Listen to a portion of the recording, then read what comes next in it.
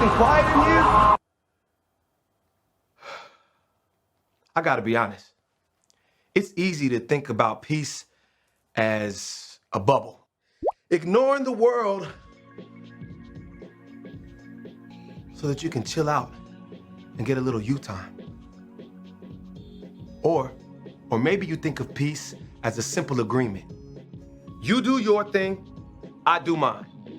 Then we don't have to worry about each other's problems or the ways we're different from each other.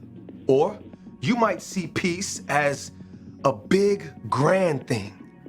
General, this treaty officially ends all wars. But true peace doesn't look like any of that. True peace is messy. It takes hard work and creativity. It says, how can I listen to you first before I speak? It says, how can I learn what it's like to walk in your shoes before I try to fix it? How can we get creative to find a way through?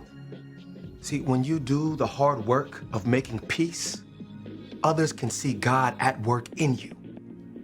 That's why making peace is an amazing way to worship God with your life.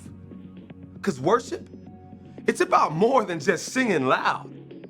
It's all about living loud.